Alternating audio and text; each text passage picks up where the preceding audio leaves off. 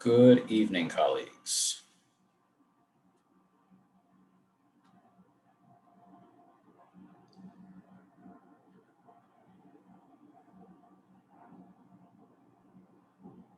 Good evening, Mr. Chair. Once folks want to turn their cameras on, we will call this quorum and get started.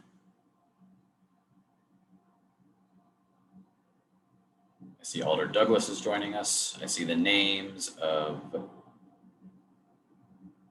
further colleagues.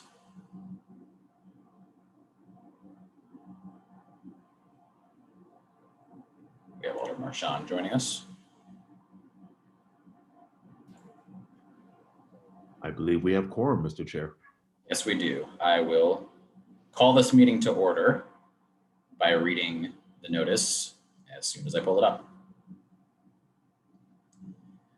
Board of Alders Notice, New Haven. The Legislation Committee of the Board of Alders will meet on Tuesday, October 6th, 2020 at 6 p.m. via video conference at https://bit.ly/3ldjw5b and by phone at 646-558-8656, webinar ID 915-1587-1046 to hear and act on the following items. For required password, contact public testimony at newhavenct.gov. OR 2020-0016, Ordinance Amendment of the New Haven Board of Alders to Chapter 29, Article 6, amending the New Haven Code of Ordinances regarding pocket bikes, mini bikes, dirt bikes, and all-terrain vehicles. Item 2, LM 2020-0329, Order of the Board of Alders regarding a communication from David Crombie concerning the firefighters retiring prior to hearings on bad behavior. Per order, Honorable Charles Decker, Chair. Attest, Honorable Michael Smart, City Clerk. These items are on file and available in the office of the City Clerk, room 202 at 200 Orange Street, New Haven, Connecticut 06510. For accessibility related accommodations, please call 203-946-7833 voice or 203-946-8582 TTY TDD. Public comment and testimony may also be submitted via email to publictestimony@newhavenct.gov before 2:00 p.m. on the day of the meeting. If you wish to present testimony at the meeting, you must register in advance at https://bit.ly/3ldjw5b or by calling 203-946-7934 before 2:00 p.m. on the day of the meeting. Public can view the meeting at https://bit.ly/3ldjw5b or listen by phone at 646-558-8656, webinar ID 915-1587-1046. For the required password, contact public testimony at newhavenct.gov. Good evening, colleagues and others who have joined us.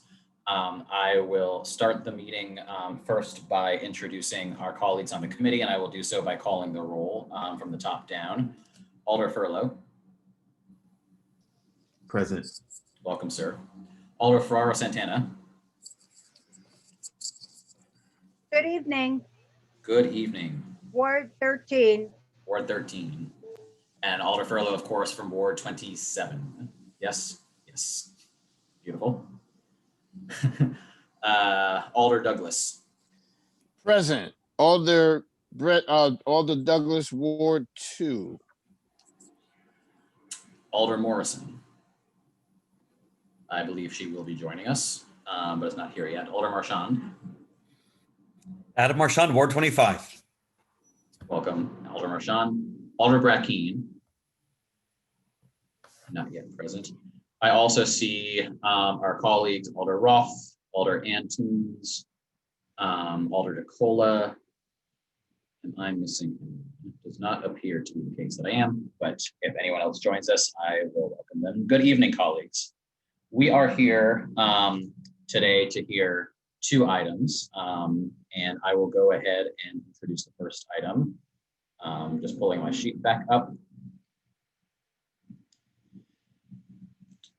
OR 2020-0016, the ordinance amendment of the New Haven Board of Alders to Chapter 29, Article 6, amending the New Haven Code of Ordinances regarding pocket bikes, mini bikes, dirt bikes, and all-terrain vehicles. Would the makers of the item please like to start us off and say your name and address for the record before you do. But first, I'm going to recognize my Vice Chair, Alder Pullo. Thank you, Mr. Chair, and excuse the late interruption. I'm wondering if it Please. might be better to hear Mr. Crombie if he's available, as it is normally our custom to hear the public before city departments. And this ordinance amendment may take quite a while this evening to get through. If he's on, if not, then my point is moot. I have no objection to that, but I don't see him, and I know the staff have been unsuccessful in trying to reach him over the past several days. Misty, I'm not missing Mr. Crombie here somewhere, am I? He has not joined us at this time, no. Thank you for your consideration, Mr. Chair. Absolutely, and it of course is a good point that we want to make sure that the public has ample chance to speak. But given that he's not here, we will proceed first with item one. So whoever's going to present, name and address for the record, and take it away.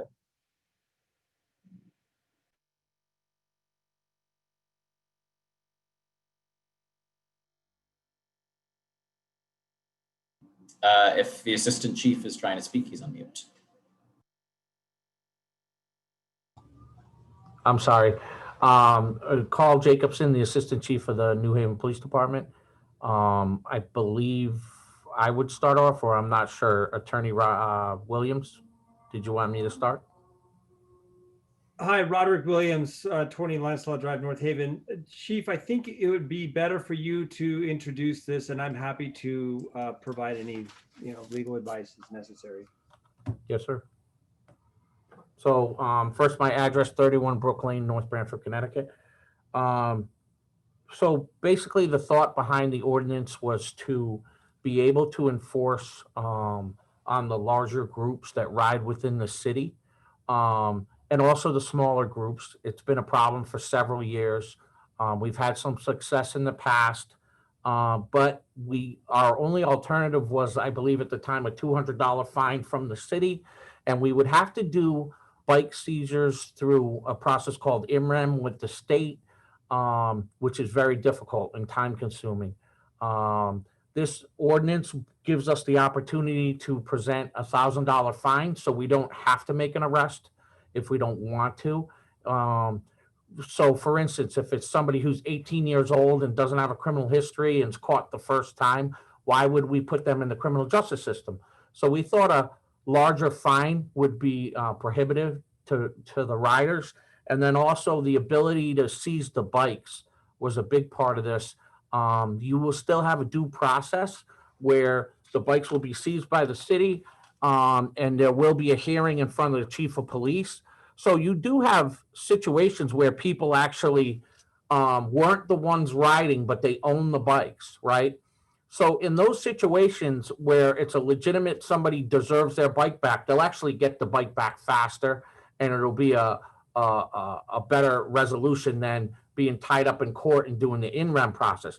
And then also on the flip side, the city will be able to seize the bikes as well without being tied up in the court system. So we, in the past, would have to seize bikes, and we held bikes for a long period of time until the courts figured it out. This ordinance streamlines it and allows the city to kind of hold those hearings. So the people who deserve their bikes back, get them back quicker, and the people who don't deserve their bikes back, the bikes get seized. If there's any kind of money owed on the bikes, they get the bike back because the city's not going to pay for the bike. They're not going to pay a creditor. So that's another good resolution. In one example, we seized the bike. We didn't know, there was $5,000 owed on the bike. We kept the bike for 6 months, and then the creditor came to us looking for the money. Well, the city's not going to pay for these bikes. So we returned the bike to the creditor. But I'm just saying this ordinance streamlines such things, still gives people a due process, gives us the ability not to have to arrest everyone, because right now the process is you get arrested. But we could still make an arrest if that was needed. It also allows us to write a fine or a ticket. Say someone drives by in a bike, we make identification, we write a ticket, we drop that ticket off to them, and then we seize their bike. Where the process before we'd have to apply for an arrest warrant, go in front of a judge, someone would be arrested, get a search warrant. this makes this process so much easier, but also has the due process on the back end. The other thing I wanted to point out about the ordinance was that it also holds other people responsible, right? So Libby's has to post a sign inside their building saying it's not legal to ride in New Haven. There's no question about it. There's a sign posted.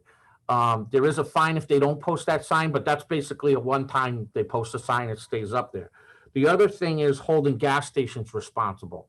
And I will tell you from my experience enforcing on these types of situations, a lot of the people that we see come from out of town. So they come from out of town, they're either dropped off by U-Haul or pickup truck, and then they ride around and then they fill up. These are very small tanks, and then they fill up gas right at our regular gas stations. And what this does, it says to the gas stations, you have to post that they cannot purchase gas in the city and that it's illegal to ride. And then I would tell you that these groups are 30 to 50, even 100 bikes. When they do go to the gas station, it's kind of cutting off the gas supply. They're unable to serve them gas. They point to the sign. I know there was a talk about, well, what if there's a problem with the gas station? Well, you call the police, and then we come and tell the riders they can't be there and write them the tickets for the fines. But putting some onus on the gas station allows us to cut that gas supply off. Now, if you're a rider from out of town and you're either going to get a $1,000 fine if you come to New Haven, or you're going to have the inability to fill up gas, you're not going to come from out of town to ride in New Haven. So that was our thinking. It was done in New London, Connecticut. We basically took parts of New London's ordinance. It was highly successful in New London, cutting down in the number of arrests, going up in the number of bikes seized. And at one point, people just stopped going there to ride. And that's our ultimate goal, right?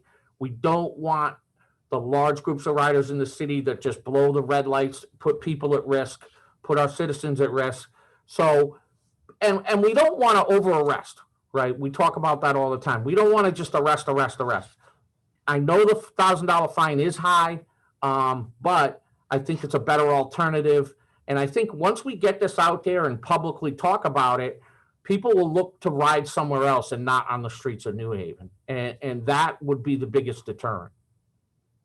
I don't know if I missed anything, Attorney Williams. One thing I would just add also, Chief Rod Williams, once again, from the Office of Corporation Counsel. The impetus for the increase in fines, at least in part, was a change in the state statute that specifically allows municipalities to impose these fines for violations of local dirt bike, ATV, and snowmobile violations when they ride them on public streets. So there were special acts in 2013 and 2016. They were actually they were bills that were passed. Now it's codified in Connecticut General Statutes 14-390 and 14-390M. So it allows these increased fines, $1,000 for the first violation, up to $1,500 to the second, up to $2,000 for any subsequent violation. It also specifically allows for the seizure of the bikes. Before that was, Chief Jacobson was referring to the in rem process before, when it was tied to an arrest. This statute contemplates that municipalities, if they do create these ordinances, that they have the power to seize the bike and dispose of the bike.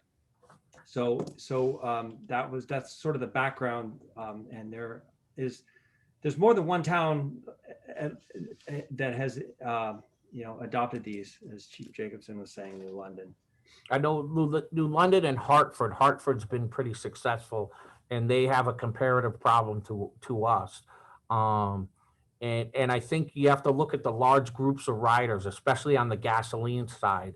You may not be able to convince everybody not to ride in New Haven, but if you have 50 to 100 people, hey, where are we going to ride this weekend?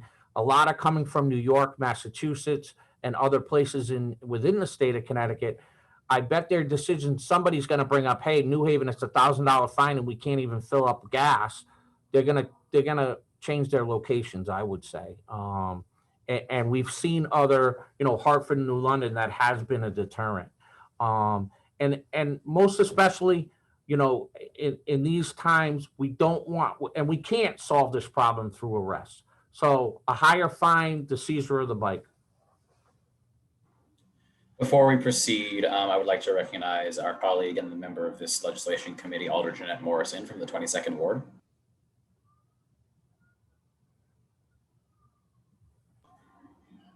You may proceed if you have more testimony. No, I believe it was just if you had questions, sir. Do any members of the committee have any questions for our esteemed staff? I see Alder Douglas. Yeah, so my question is, have we had any hearings, opened public hearings, to even invite the riders? I mean, I'm opposed to them riding dangerously in our streets and everything, but I do believe that they should have a chance to state their cases, and maybe we can come to some type of agreement with people who want to enjoy these vehicles.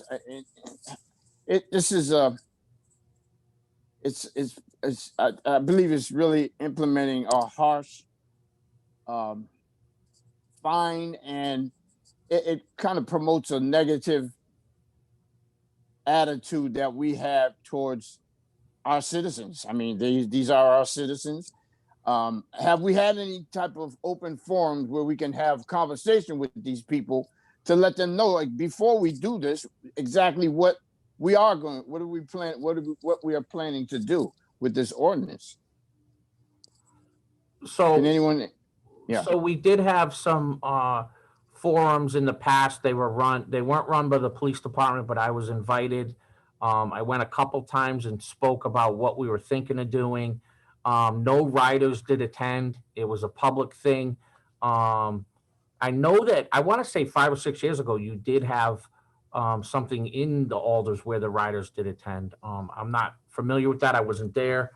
But we did recently, prior to COVID, have 1 or 2 meetings set up publicly, and some people came. But I will say it was probably only 10 people each time. I see some other alders want to speak. Rod Williams, I just want to add one more thing before if we're going to change subject. Keep in mind, this doesn't change the law. All it does is increase the penalty. It's already not permissible to ride these bikes on the roads. All this does is increase the fine.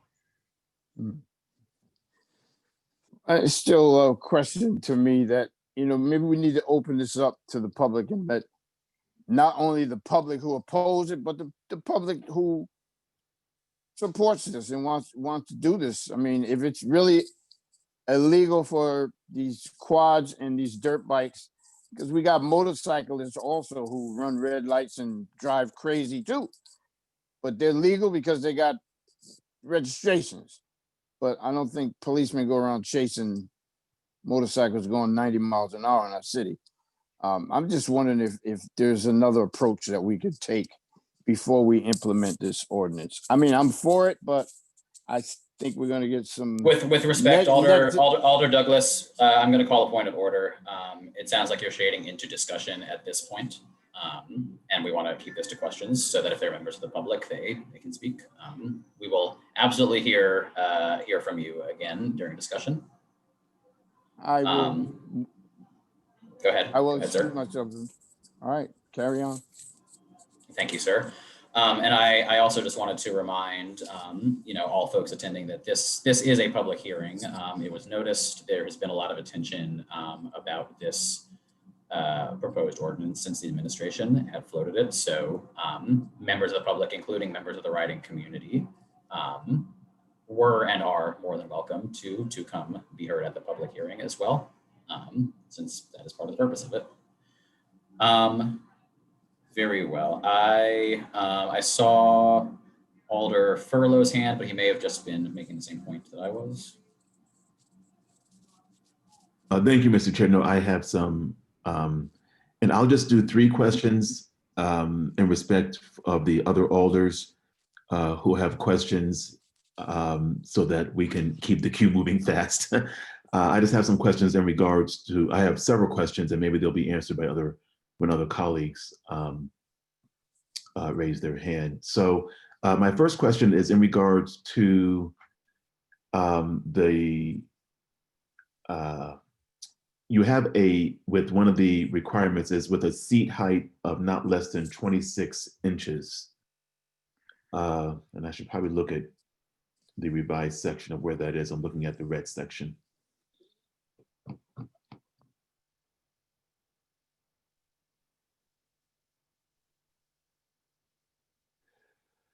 This would be under section 29-131. And it is a motor-driven cycle, means any motorcycle, motor scooter, or bicycle with an attached motor with a seat height of not less than 26 inches and a motor having a capacity, etc. How did you get to that height? I believe that's the Department of Motor Vehicles requirement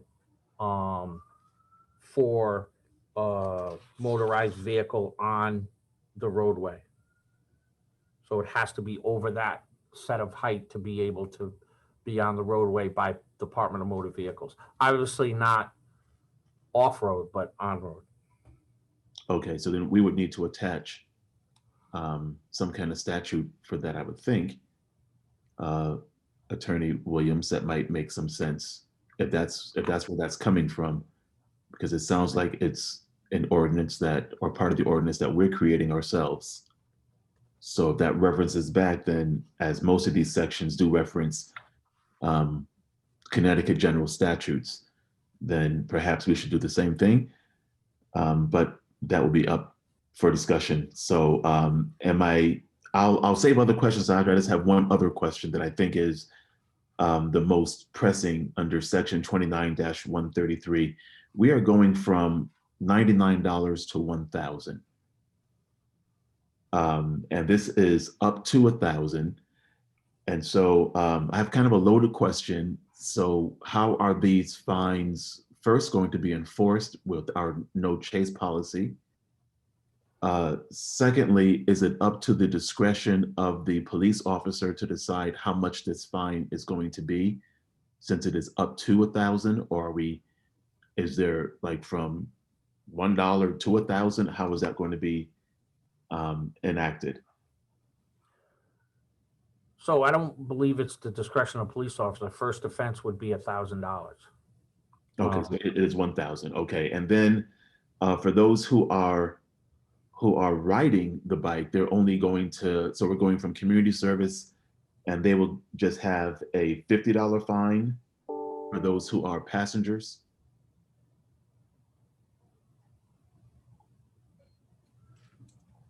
I don't see that part. I'm sorry. It is section 29-133. Looks like it could be C.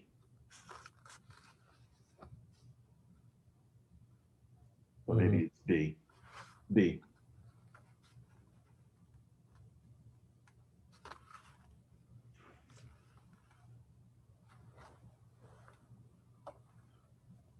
So that violation would also be $1,000. So is $1,000 for the rider and $1,000 for the passenger? So right now, we wouldn't even fine or arrest a rider. So that would still be discretional to the police officer. I mean, it says any person who rides on as a passenger on a motor violation of subsection. Right. Yeah, so they Shall shall be issued a citation. So, and the citation is what? It was $50, but now it's a citation equaling 0? No, I would think it would, I guess it would be up to 1,000. I mean, maybe Attorney Williams could. Okay, because that language is not in here. It just says, So right now, if someone was riding a bike in tandem, we would arrest the operator, but not the passenger. So the passenger would be able to be fined as well, but that would be discretionary to the police officer. To answer your other question too, if it's okay, to backtrack, we're still not going to chase them. This is still very difficult work. What I'm saying is if we were able to get a photograph or follow them home or get them in a situation where they're safe and we get them, then it's $1,000. So here's my point. That's why it's $1,000. There may be 50 riders. We may only cite 4 because that's all that we catch or can come in contact with or make identification on. You know what I mean? That's why I believe it needs to be so high, because those 4 people will go back to the 50 and go, oh my God, I got a $1,000 ticket. We're not riding here anymore. And I got to be honest with you, Alder Douglas, you are correct. There are some of our citizens, but for the most part, I want to say 70% of our prior arrests for this are out of town people. It's mostly large groups of people coming from out of town. The deterrent here is to stop that. So you're absolutely right, Alder Furlow. It is extremely difficult still to do. We still need to identify the person, get a picture. But remember, we have body cameras and stuff. And what we can do, though, is instead of writing an arrest warrant and going to court and finding a judge and doing all the things we have to do now, we simply go give them a ticket if we do identify them. So I would say on a day where there's 50 riders, we only may get 4 or 8 riders. But I think that $8,000 in fines is going to send a message to those other 42 riders not to come back to New Haven. You know, I think there's, and I know a lot of the riders in New Haven. I think there's very few riders in New Haven that will get that one ticket and then ever, you know, do it again. They're going to find, unfortunately, they're probably going to go ride in another community, but, you know, that's the point of this, like the fact that it is $1,000. And I kind of struggle with it myself, but in talking to New London and Hartford, they said, yeah, we had to go there. This is where we had to go to kind of send the message. And it kind of, you know, slows down the whole impact of 100 and 150 riders. They don't have those anymore, where we still do. I'm sorry to interrupt. Yeah, no, so I just, and I'm going to yield back to the chair because I have other questions in regards to another part of the ordinance, but I want to yield to my colleagues. But I'm just still unclear about the citation. So in the beginning of the language, it says shall be issued a fine of $1,000. And then for passengers, it says they shall be issued a citation. So you're saying that both will be issued $1,000, both the passenger and the rider? Because I don't find that clear in this language. Okay, well, I'm interpreting that way, but I also say that it's by discretion and we're probably not going to fine a passenger. We haven't done it in the past. Okay, so a citation would be a written warning or? It could be, yes. Oh, okay. All right. Thank you, Mr. Chair. I'll give back to you. Thank you. Thank you, Alder Furlow. I had Alder Morrison next on the queue. Alder Morrison, go ahead. Thank you, Mr. Chair. So my question, Chief, is there any documented statistics out there regarding, you know, from those other towns that you talked to that increase? I mean, I'm a firm believer when you start touching people's pockets, that really sends a big message that maybe this is not a behavior that you want to carry on. But I was just wondering if there had been any documented statistics or data that shows that when those citation costs increase, the number of riders or those type of disruptions had decreased. So I was gonna ask just I was gonna ask the same thing. So I'm gonna go ahead and through my power as the chair, I'm gonna ask staff to please hopefully provide us with some statistics because I have the exact same question. Go ahead, Assistant Chief. So in speaking with New London, for example, I asked them the same question. Do you have some kind of statistics or something I can show? They told me, and this was back in the winter of 2019, coming into the spring when I'm preparing the ordinance, they said, we have cited 7 people and we do not have the problem anymore. Now, he wasn't able to tell me how many riders they had prior to or before, but they've only written 7 citations and they don't have groups of riders or individual, they don't get calls about it anymore. That's the best interpretation I can tell you on them. Hartford, I don't have the numbers, but I could try to get some statistics from Hartford. So, so just as a second to that, with New London, saying that, they only, had 7 prior to this increase and them writing at 7, are they saying that they had droves and droves of, ATV riders and, constant complaints? Because those are kind of, data statistics too, where the number of complaints that you receive regarding this being an issue, prior to the increase versus the number of complaints you receive regarding this topic since the increase. Because I think it's good to be able to show that. I know if I rode bikes or whatever, and I know if I did something that, was against the law, and it was going to cost me $1,000, that is going to really wake me up versus $50 or whatever. That $1,000 is really going to make me think twice. So, so it would be good, as the chair had asked, to be able, if possible, to see what the number of complaints were regarding this this topic versus the number of complaints since the increase in fine. Thank you, and thank you, Chair. Yeah, so I would definitely, I can reach back out to New London and Hartford, but I would say in speaking with them, I went to them because I heard they did something that worked. They said they would have groups of 25 to 50 every weekend. It was their number one main complaint into the police department weekly for 2 years. And so they did something about it. This is what they did.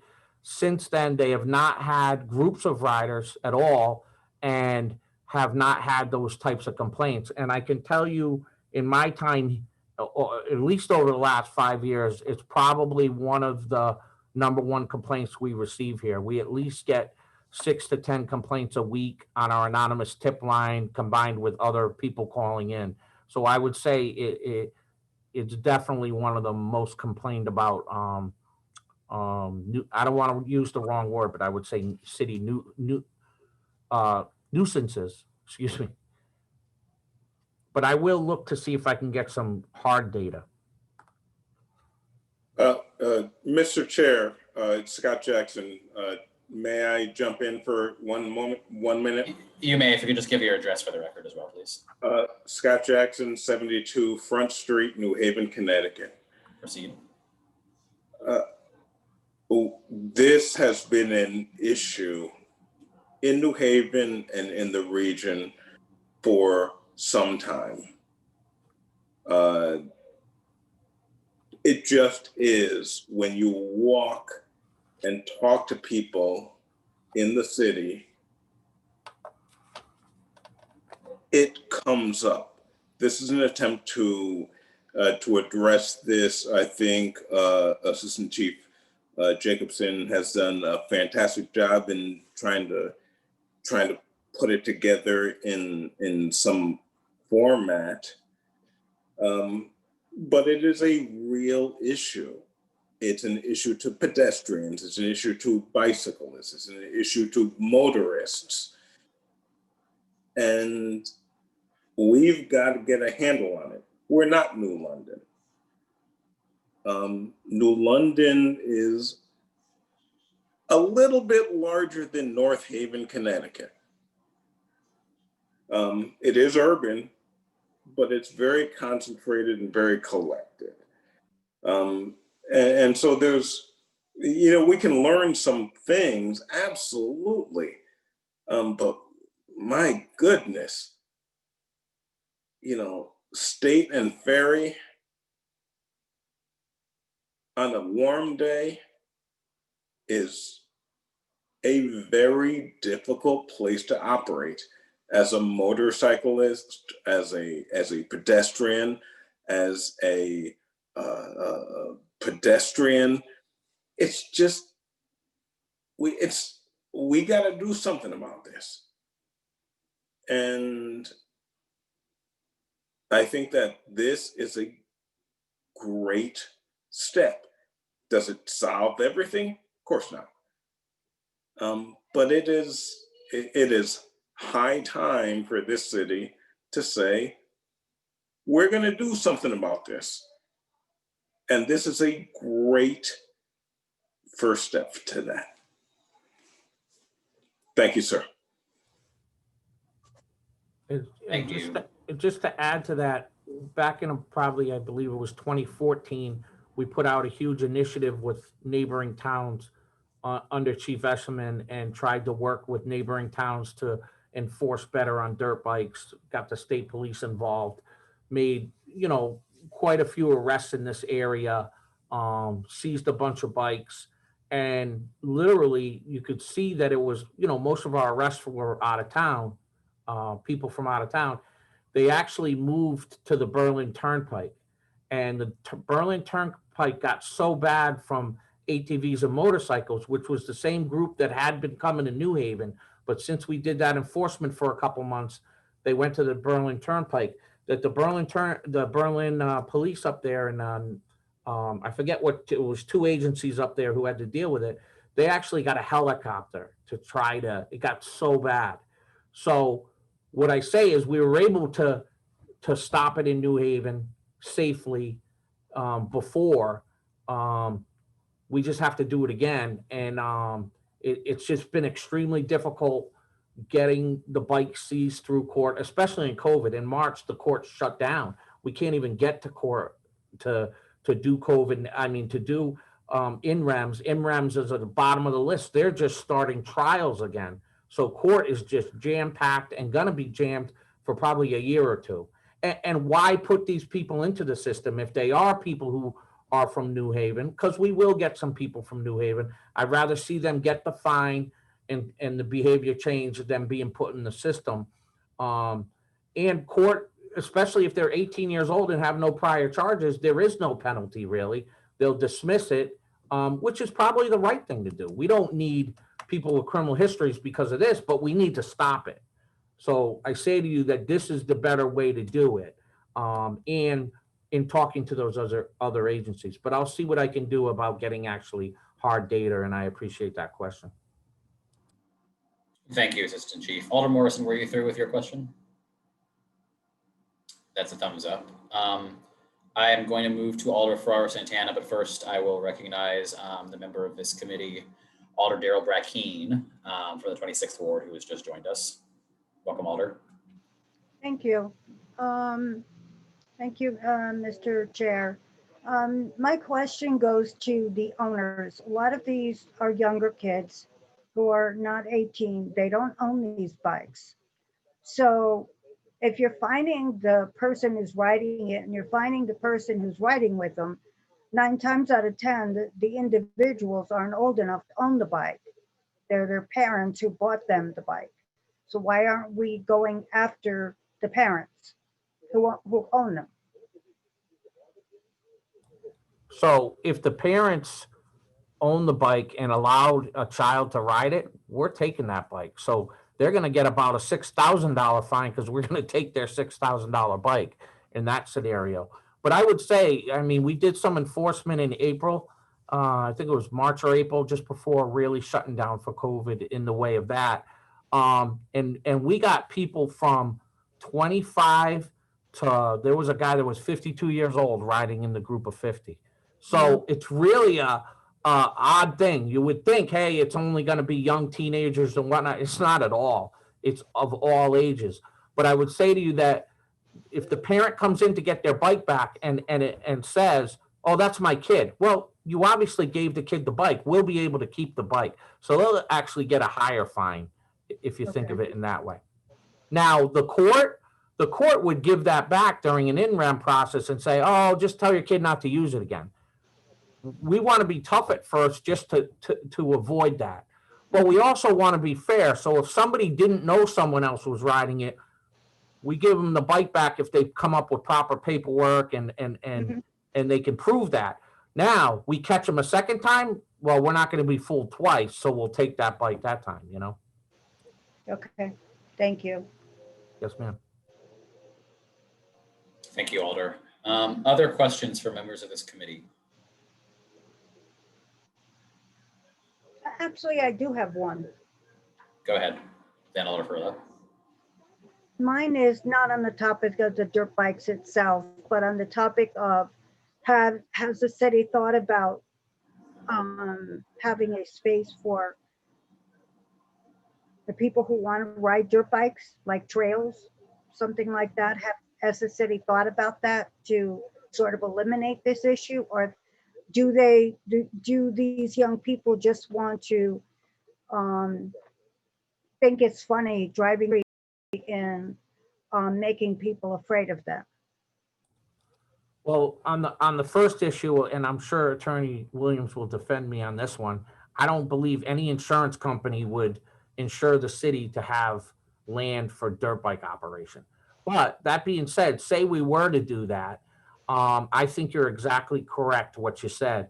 I think part of the thrill is riding down Main Street, popping wheelies and kind of going by the police, and that's part of it. Not for everybody, but I believe that's part of it. Do I think that if we had an area, it might reduce some of it? Yes, but it wouldn't reduce the real dangerous ones that are running red lights and the ones that we're setting this up for. I believe, but Yeah, because that would be interesting to know because I know that other areas in the state do have trails for them, and that's why parents buy them so that the kids can ride them on the trails. So I know I'm not sure if it's state land or city land that these parcels are in, but I was just looking at it as another alternative to give people some relief that they want to ride their dirt bikes, they can ride them in a certain area, just like we did with the skateboards.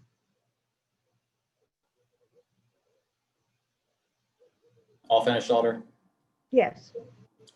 Thank you. Alder Furlow, go ahead. Thank you, Mr. Chair. Just very quickly, I'm going back to the ordinance. So I'm looking at section 29-134A, where it talks about the cost of impoundment and administration, plus the cost of storage for each day. Is the city putting a cap on the cost of impoundment, or is that done by wherever it's going to be impounded? And what does administration fees mean? Is that the police department or the towing facility?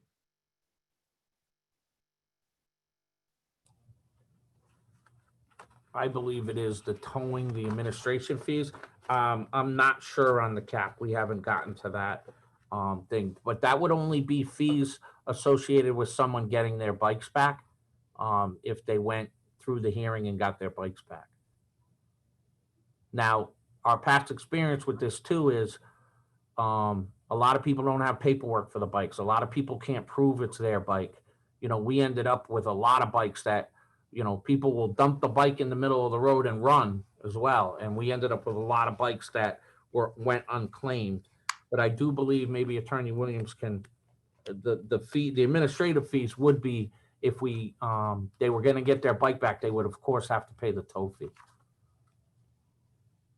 Rod Williams, Vice Chair, if I may, I believe my experience with the storage fees is with towed vehicles, and it is the towing facility that charges those fees. I don't believe the city does that if it were to have some sort of place where it would store the bikes or the ATVs. So I believe that's where it would come from.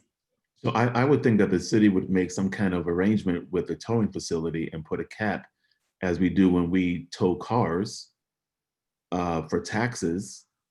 There is a certain amount that is charged for storage that is known up front. So I do understand that maybe some of these bikes will not be taken out of storage, but for the few that might be, we want to make sure that our ordinance is tight and that we know what we're doing, because we're passing a law. And so I would think that we would want to have some kind of arrangement with the tow company that has a cap, as we do with cars that are towed for taxes or for tickets. So I'm sorry, sir, I misunderstood the question. The tow fees would be the administration fee. The police department will be holding on to the bikes, because they're seized property. So we wouldn't bill for that. We wouldn't have to, the only fee there would be is the tow fees. They're not gonna go to the towing company because unless it was a different scenario, but if we're seizing them, they come to us and stay with us until the hearing. But So the we wouldn't be police department charging doesn't charge, storage fees, you know what I So- mean? So we wouldn't have to cap it. So for the quads that need to be towed, that's not the police department that's towing that. That would be a tow company.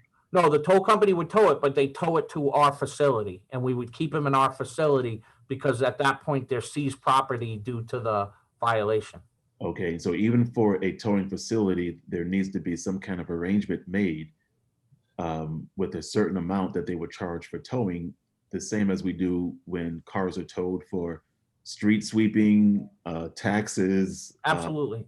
Okay, So the person getting their, and maybe it's not clear in the ordinance, but the way I see it would be the person getting their car, their bike back would have to pay, you know, we'd be billed by the towing company for the tow from on the street to the police facility, but there wouldn't be any storage.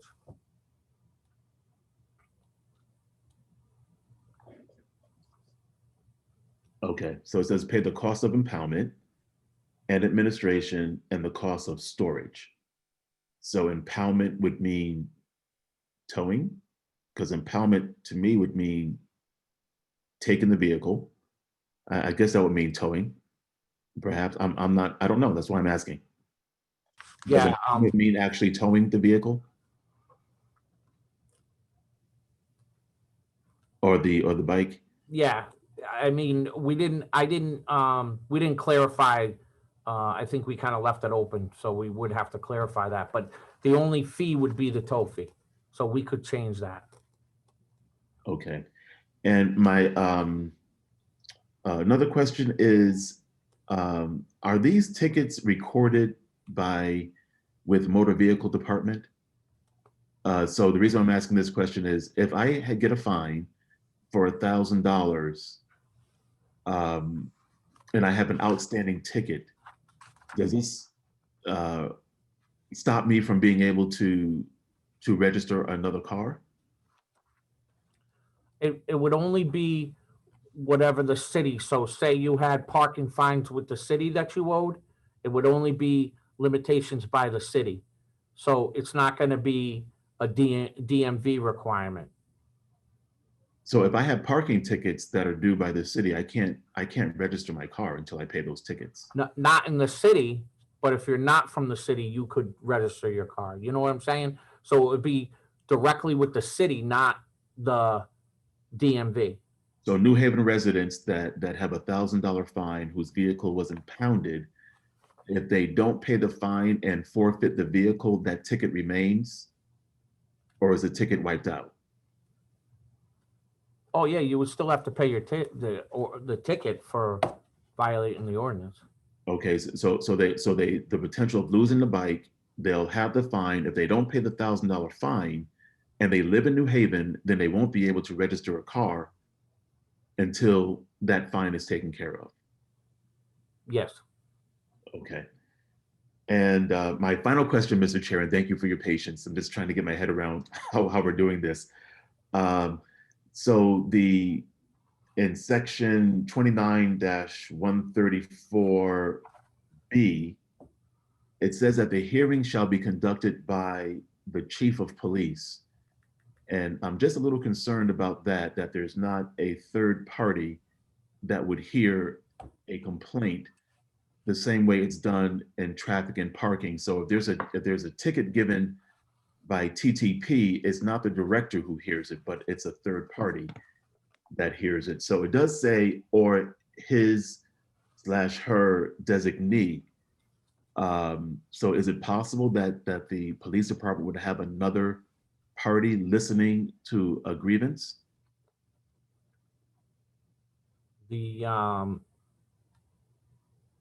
I think that's better for Attorney Williams to answer, but I think so the person would be able to have an attorney if they wanted to, or show up. We would have corporation counsel there, and then the chief of police would determine it, or his designee. Am I correct in that? Rod Williams from Corporation Counsel. I I believe that the origin of this was tow hearings for municipal towers. And it's the chief of police that hears appeals when people on the municipal tow list. And so that's where it came from. That's why it is as it is. So it would be the chief. If that's something that you want to revisit, then I know that there is another model, like you mentioned, in traffic and parking with parking citations. So. Okay, I'll yield back to the chair, but it doesn't make sense to me. If I get a ticket by a police officer, I'm not going to go to the police officer for a hearing. I need to go to a third party, a neutral party, so that there can be. It doesn't make sense. But I yield back to you, Mr. Chair. Thank you. Mr. Chair, may I drop in on this one, sir? I'm going to recognize Deputy CAO Bombero first. If you had her hand up. I'm going and then back CAO to Jackson. the last one on DMV holds, so I don't know if you want to do that. Okay, in that case, yeah, let's hear the CAO first. Go ahead. In terms of that line of questioning, we need hearing officers for a variety of circumstances. And we intend to provide them to the citizens and visitors of New Haven. This is one of them. So it is not a case where you get a ticket from the police and then suddenly you have to show up before that same police officer. Not the intention, not the way it's going to work. The hearing officers will be separate from that activity because that's the way it's supposed to be. And that is what our intention is as we move forward. Thank you, sir. Okay, thank you, Mr. Jackson. I'm going to recognize Deputy CAO Bombero, and then Alder Douglas has a virtual hand up. So just circling back to the DMV holds to clarify further, this is a civil citation, not a parking citation. So it would not be linked to your vehicle registration and therefore not linked to the driver and not party to the DMV hold. Thank you for that clarification. Alder Douglas, I then will remind colleagues, I don't think that we have a ton of members of the public here, but I would like to see if there is public testimony. So Alder Douglas, quickly, please. Just one question for the chief. So when these vehicles, these quads or whatever they are confiscated, like you said, somebody will dump it in the street and run. When they're not retained, when they're not claimed and picked up, what happens to those vehicles? Are they put in the auction ring or what? So we haven't gotten that far. In the past, we would seize them and store them, and I probably have 80, 90 bikes in police storage still at this point. What we determined was if we do get to pass an ordinance where we would start seizing bikes again, then we would, I think the ordinance allows you to auction them off. Or a little leery of that, but because we don't auctioned off, and then put right back on the street.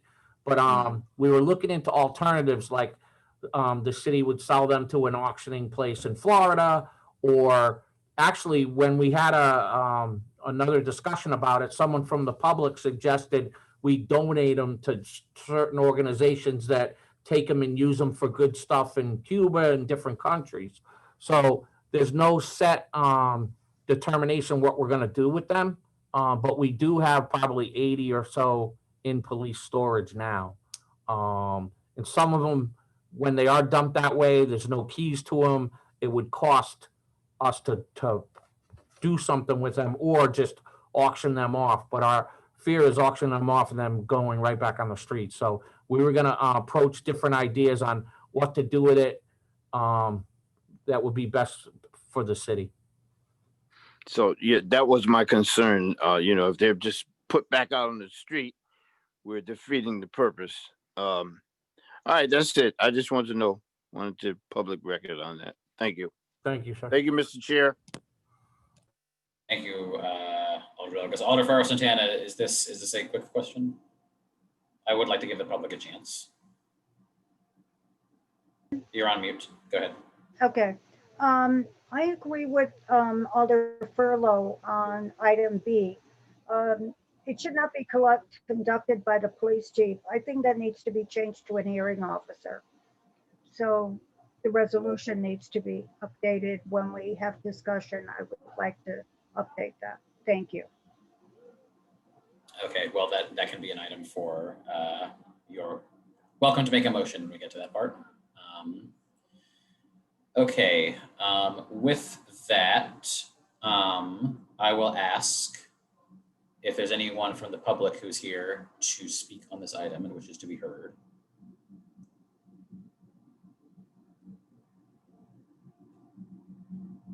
I will ask a second time. Is there anybody from the public who's here for this item and wishes to be heard? Before I ask for a third time, I'll double check with staff. Are we waiting on someone to come into our virtual hearing room here? Not that I am aware of, sir. Oh, the Shaw appears to want to speak. Let's see what we got here. Okay.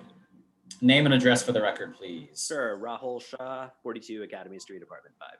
Go ahead, Mr. Shah. So thank you guys for bringing up this issue. As people that live in New Haven, I imagine we're all aware of this being an ongoing problem within the city. And I'm glad that I'm just going to voice my support of the fact that this is being brought up. My only concern, I guess, is again, like if it's $1,000 and they can't afford to pay that fine, I worry a little bit about that. But I imagine our system would work for a reason.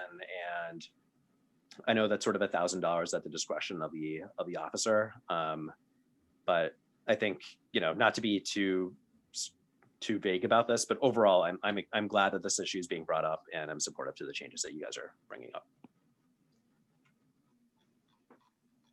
Thank you, Mr. Shaw. Do any members of the committee have any questions for Mr. Shaw? Seeing none, we thank you. Is there anybody else from the public who would like to be heard on this item? Second time, anyone else from the public wishing to be heard on this item? And a third time, is there anyone else from the public who wishes to be heard on this item? Alder Marchand, I recognize you. Mr. Chair, I wonder if you or other committee members have further questions of staff, which would be appropriate to pose before we close the public hearing. I suspect the answer is yes. So I will ask for another round of questions. So I will not make a from our committee. So members of the legislation committee, round two questions. I know that Alder Furlow had a follow-up, so you may proceed, sir. Thank you, Mr. Chair. I'd just like to go to section 29-135, posting by motorized recreational vehicle dealer. And I failed to thank you, the Assistant Chief and Attorney, New Haven Police Department and the Office of our CAO for all of your work in putting this together. So my question is, and I'm wondering if it's a typo or whether this meant to be. So the first fine of any dealer that fails to post will be $99. Any continuing violation upon subsequent reinspection, the fine is $100. It goes up $1. I'm wondering if you meant to have it like that, from 99 to 100, or if you wanted that to be or if that was just a typo in there. That's Rod Williams. That's a typo. There was not meant to be any difference there. Okay, so they're both 99 or they're both 100? I believe they're 100. 100. Okay. And then this may have been said already. It's my last question. Well, how are you going to put this notification under section 29-136, sale of gasoline for illegal purposes. Is it going on the pump itself? And does the city have that authorization to require a gas station to put notification on the pump? Or will it be inside the gas station or on a window? Where is this going to be posted? I believe it's posted in all up dispensing to the gas station as long as it's visible, so they can do it however they like to. I mean, we'll give them the language, like what our thought is, a police department to go out to all the gas station. If this does pass, explain to them what the ordinance is, explain to them what kind of language they need, and then just, it's up to their discretion to put it in a visible area. It doesn't, I don't believe it says exactly the pump. No, it doesn't. It says posted at all dispensing locations. So I'm wondering if I don't, because I never go into the gas station, very seldom, unless I want a Snapple. I usually just pay at the pump. And so if it's not at the pump, then how is that going to be visible? And the last thing we want are more signs in gas station windows. Yeah, I don't, so what we're thinking too is they have to pay attention. So when they're gonna know, because with our situation that we're talking about, 20 to 50 bikes pull up, you have to turn their pumps off and say, I can't serve you gas. As for whether it's on the pump or not, I mean, if I were them, I'd put it somewhere visible so they could say, hey, listen, I'm sorry, and point to the sign, because I don't want to be fined. We're willing to work with the gas stations. We're not gonna, the intent of this is so that we have more than one, it's not just on the police, it's where they get the gasoline from, it's where the vendors are. Like I said, we kind of took the idea from New London and Hartford, but that'll be at the discretion of the, but I do know what you're saying. It would be nice that it could be on the pump, but Alder, between my terms of service in labor and the tax office, my signature is on more than 1 million pieces of paper saying you shall do this, you shall not do that. I think the way to play it is within the corners of the fueling station, and say, this is what you shall do. And as AC Jacobson just said, if they got a problem, they point to the sign.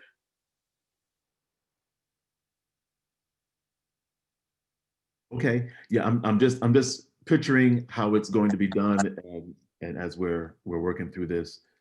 My final question, and thank you, Mr. Chair, because it doesn't say it in the same section 29-136. If we go down to C, the warning is anyone in violation of subsections A or B of this section shall be fined $100. Is it per group incident or is it per bike? it would be per incident. So if 50 bikes went to fill up, then they would just be fined $100 for all those bikes that go to fill up. technically by the letter of the law, but I would say to you that, especially, I believe part of the ordinance says, the first time we catch a gas station doing this, it has to be a verbal warning. So we give a verbal warning the first time, then subsequent times, this is how I see it. There's 4 bikes there, 4 bikes fill up, we're gonna give them the $100 fine, right? And if he just continues to not abide by the ordinance, yes, technically we could, if 50 bikes filled up, but we would have to be, by the time 50 bikes show up, we'll be there, you know what I mean? So it'll probably be the first 4 pumps, so you're not looking at more than $400 in that one incident, I would say, but I mean, and that's how we're gonna explain it to the officers that do this detail, and to be honest with you, the first time this detail gets done, I will be with them. But I see that it could be per instance, but we're gonna fine accordingly and respectfully. You know what I mean? It's not to make money for the city, certainly not. It's to change the behavior. So, but we could put it one per incident, I guess. And listen, Vice Chair, I appreciate your questions because some of the stuff you said, we hadn't actually dig deeper into. So, and we do need to. So That's what we're here for. We're all working together to Yes, create sir. the best ordinance for our city. And I appreciate your answer. Thank you, Mr. Chair. I yield back to you. Before I call on Alder Douglas, I will call on Deputy CAO Bombero. Sorry, I'm slow on the unmute. Just back to the dispensing station question. The dispensing station is the pump. So the ordinance does read that the sign needs to be visible from the pump. And as Assistant Chief Jacobson indicated, it would be to the discretion of the owner where it made sense, but it does have to be big enough to read from your position at the pump.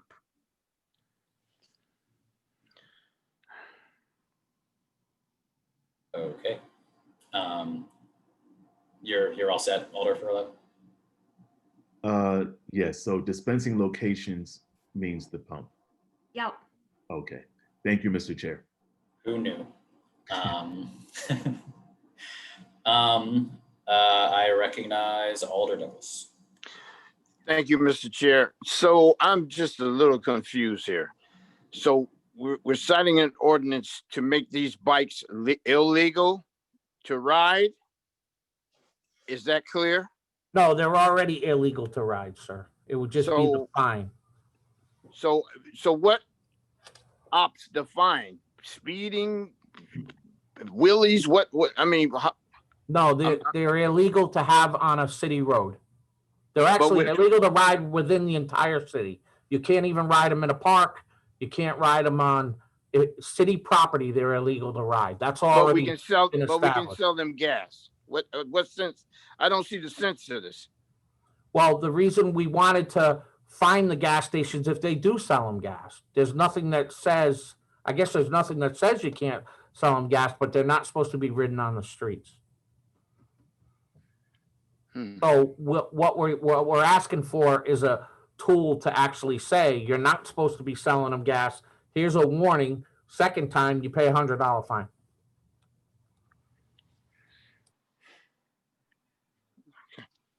Okay.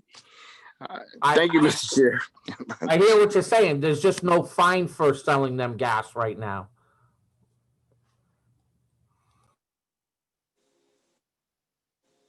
Alder Douglas, does that, do you have a follow-up? No, I thank you. I'm still a little confused on this whole situation here. Why are we giving them the right to buy gas if the vehicle's illegal to ride on the street?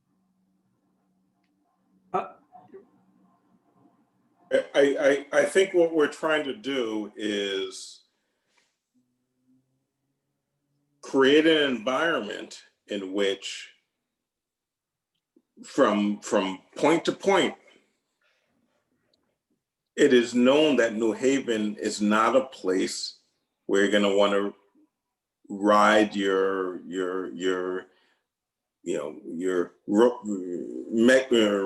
recreational vehicle. And so this is an attempt to take it out from the fueling standpoint, to take it out from the usage standpoint, and to take it out from the neighborhood standpoint.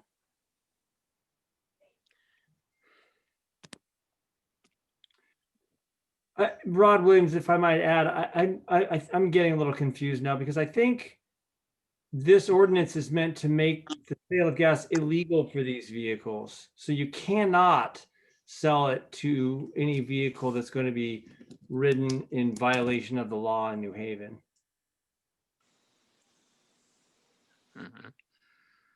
Right. I mean, you can put it in a trailer, right?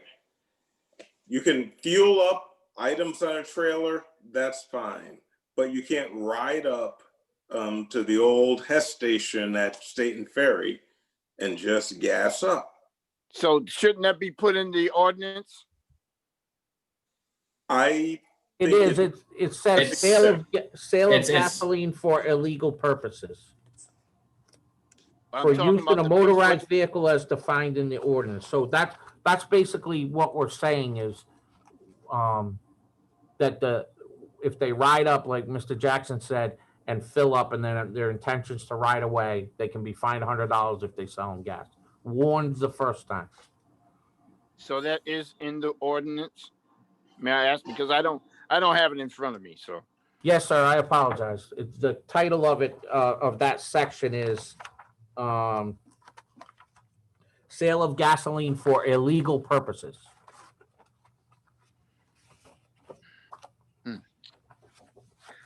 So a good point was brought up, that if the vehicle was trailered in, I can see, it's moving forward this, but if that's not in there, I don't know, it just doesn't make sense. I don't know. That's all I ask. Thank you, Alder Douglas. Are there any further questions for the presenters of the item from members of this committee? Any further questions from committee members? I'm going to ask one last time if there are any members from the public, although I do not see any new people in the attendees list.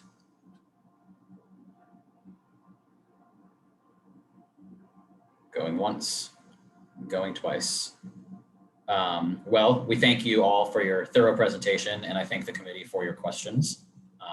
So thank you. Before any motions are appropriate, I want to call out once more item 2. I just need to get my right page up because I am deep in redlined text right now, so bear with me for a moment.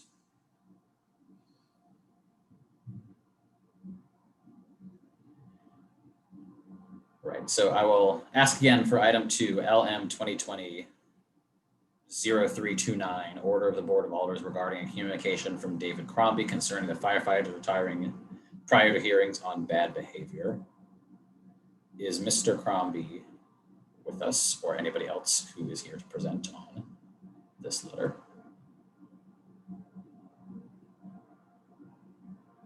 Given that we do not have the writer of the letter, Mr. Crombie, I'm not sure what is the most appropriate course of action here. I will recognize Alder Marchand. Mr. Chair, I move that we close the public hearing portion of this meeting. Second. So there's a motion that has been seconded to close the public portion of the hearing. Any discussion on that motion? We will vote on it. I will call the roll. Alder Furlow. Yes. Alder Ferraro Santana. Sorry, yes. No problem. Alder Douglas. Abstain. Abstain. Alder Morrison. Yes. Alder Marchand. Yes.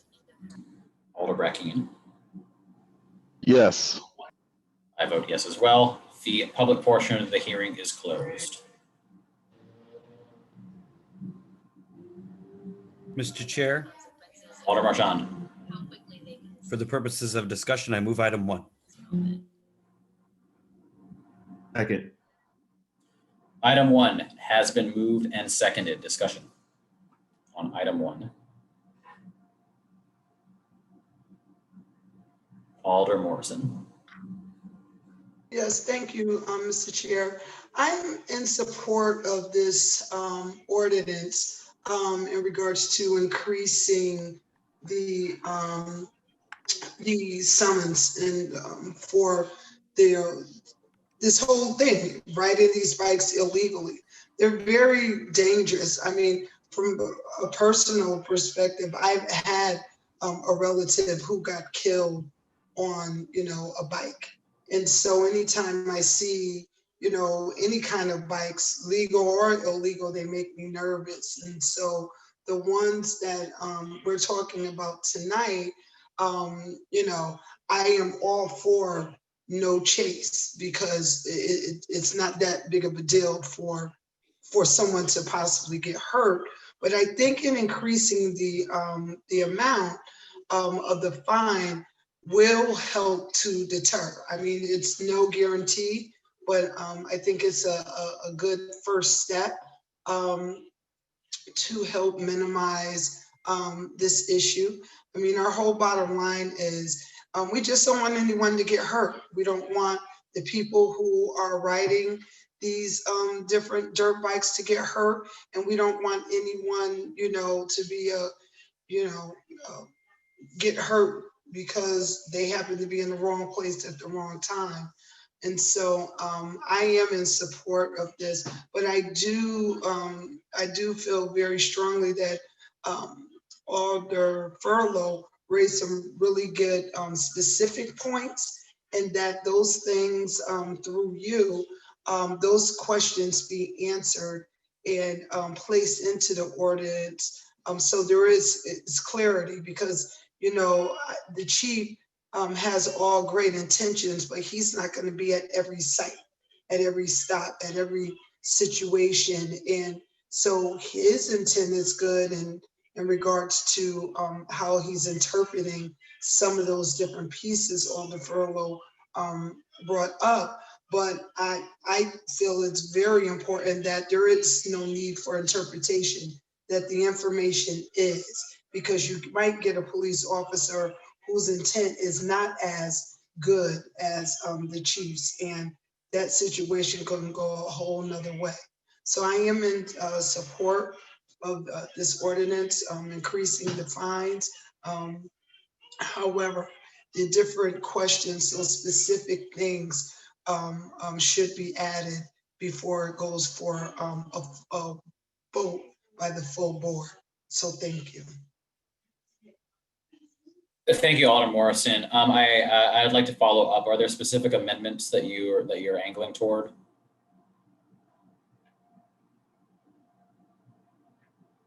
No, I don't have them all, but I know that when you guys, because I got kicked out the meeting and I could not get in for a while, but when I got kicked off, Alder Furlow was asking some very good specific questions, and the chief had more interpretation about those specific things. And then when I came back, he was asking other questions that had some specific answers that were needed.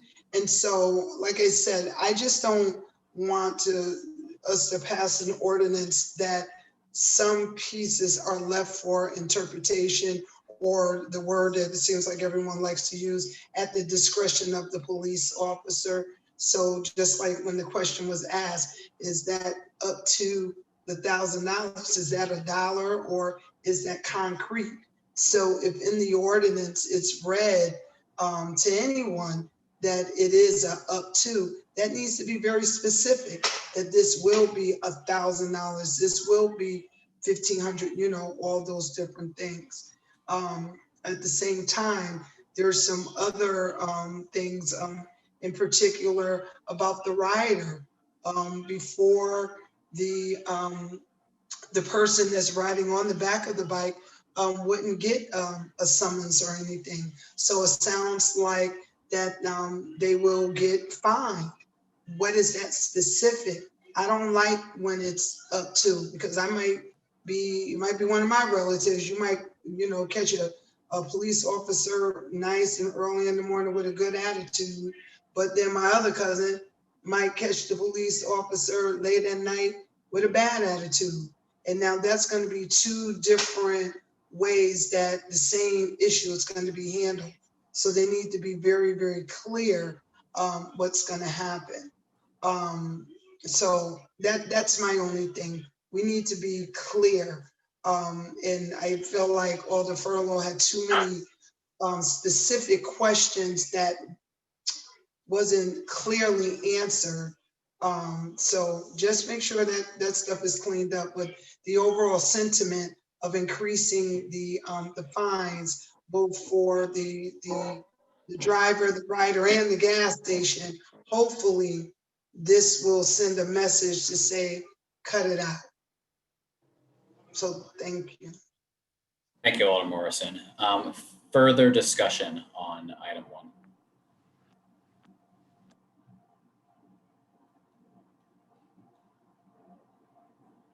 Alder Furlow. Thank you, Mr. Chair. I'm trying to get my thoughts together. And so I didn't want it to pass through, but I, maybe just as a question, I should probably just pose a question since we're just in discussion. I'm not going to make any motions for or any amendments. I'm wondering if it might be better if we just kind of discuss what I'm thinking without making the actual amendment, and then we have a couple of weeks before this will go to a second, or well, we have some time before this will go to a second reading. And if between now and then we get this language cleared up, and then if not, then we'll just have to maybe pass over it if this does get passed. So we're in discussion. So should I just kind of run through some ideas that I have without making a motion? Do you think that's the best way? I think that's appropriate. I think given the complexity and frankly the volume of the text, I think that we'll probably need a little bit of time with it. So I think that's appropriate. So if I'm looking at section 29, and some of this may be nitpicking, and so that's why I'm grateful for the discussion, so we can kind of get our heads around it. But in section 29-132, in section D, it says it shall be unlawful for any person to operate an EPA MD. If you do go up to section 29-131, and if you look at number 7, it says any EPA MD. So that should be spelled out. So we should have that spelled out and then use the abbreviation afterwards. But that's just a housekeeping issue there. But it does say in the other section that I mentioned that it's illegal to ride these EPA MD on any street in New Haven. And we do have several streets that do not have sidewalks. So is it necessary to add a clause in there, except there be no sidewalk? Or is that understood in this text that if there's not a sidewalk, then you have to ride on the street? Like I said, I might be nitpicking, but it is an ordinance, and I'm just raising the point. The other issue that I saw was I think that the language should be consistent as we go into the penalty from section 29-133. As we're looking at section C, it says any police officer who observes. I think that the language should be consistent, and it should continue with saying any person in violation, and then we can add in the police officer in that section, just to keep it consistent with A, B, and D. And I do have an issue with it saying any police officer rather than just saying a police officer. So I think that the language should be changed to match the others in that section of 132. And then going back to section D again, and that same section where it says shall be issued a citation. If this citation does not have a monetary value to it, then I think just for clarification, it should say a written warning. And then going down to section 29-134, seizure of motorized recreation vehicle. I think we should have more clarity of what impoundment is. If that is the tow, then let's just say tow, the cost of the tow.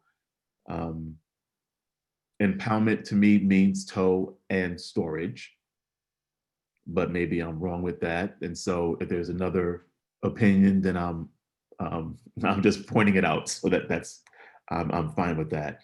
I was glad to hear that this will not affect, it's civil, so it doesn't have any points against your license or restrictions.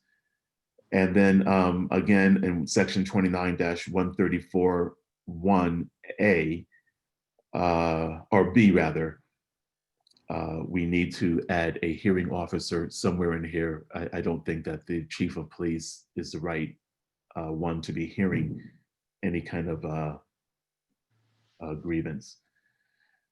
And then the final thing that we talked about was section 29-135. So we need to make it consistent that the fine is $100 and a continuing fine of $100 in that section. And then I guess it'll be up to this committee to decide in section 29-136C whether it is per incident or per bike, because that's they left it just kind of vague. This section shall be fined $100. And so that's all that I saw initially. And so that's my discussion, Mr. Chair. Thank you. Thank you, and I think I got the list, but I'm sure our intrepid staff did as well. I saw Alder Douglas has had his virtual hand up for a while, and then I saw Alder Marchand. So I will go Douglas and Marchand. I will recheck my hand. I think all the furlough kind of covered what I was thinking of also. So. Very good. Thank you, Alder Douglas. Alder Marchand.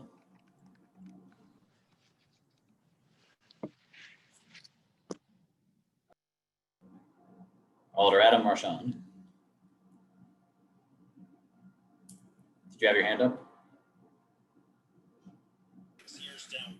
Yes. There it is. Mr. Chair, I wanted to say two things. One was that generally I agree that this phenomenon of people illegally operating these vehicles in public spaces is a problem and needs to be addressed. And so I'm generally in favor of providing better tools for law enforcement to cope with this situation. I think there's a question that comes up in my mind listening to Alder Furlow's list of concerns and questions, which is, you know, sometimes when we feel like a piece of legislation is close enough to the finish line, we send it out of committee with a favorable recommendation, but with a sense that there could be some work that gets done between the committee action and the second reading. And then sometimes we feel like the scope of work that is needed to address questions and concerns is greater than that period of time would afford. And so I think that's really a question for us this evening is, do we feel like this is close enough to the finish line to vote out of the committee, maybe with a few amendments, maybe with an intention for some follow-up before the second reading? Or do we feel that it needs more work than that, in which case we don't have to take action on it tonight. We could keep it in committee for another meeting. So I think that's a threshold question for us this evening. Thank you, Mr. Chair. Thank you, Alder Marchand. I do agree that that is the question. It seems to me that based on what I've heard from colleagues so far, I honestly could go either way.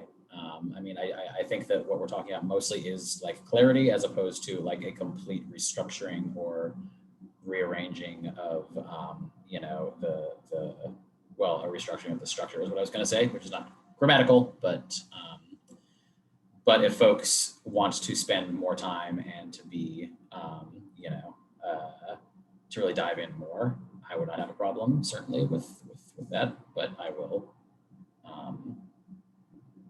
Yeah, I mean, the only other point that I was going to make is, you know, I very much would like to see, and I hope that staff can work with the administration to provide, you know, any sort of concrete evidence or statistics about the efficacy of these this policy change in the places within the state where it's been tried, because, you know, on the one hand, I can imagine it being a deterrent. On the other hand, we often know that, you know, policies that are supposed to deter crime don't actually deter crime because, you know, because they don't. And so I think that just because something is set up to be a deterrent doesn't mean it will deter.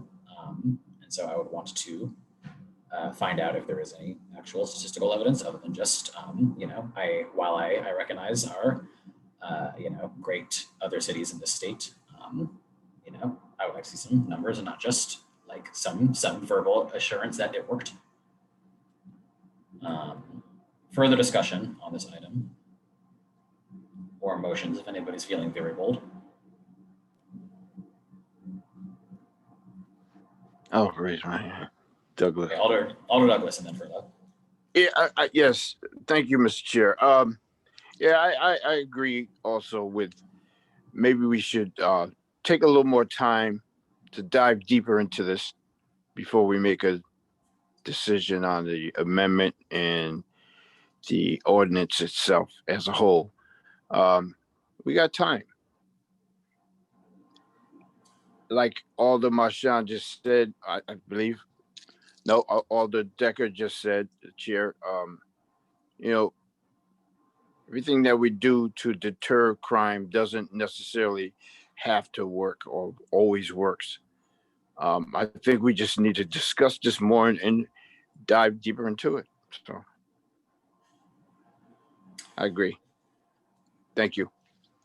Thank you, Alder Douglas. Before I call on Alder Furlow, I should recognize Alder Steve Winter, who joined us. Welcome, Alder Winter. Alder Furlow, you may proceed.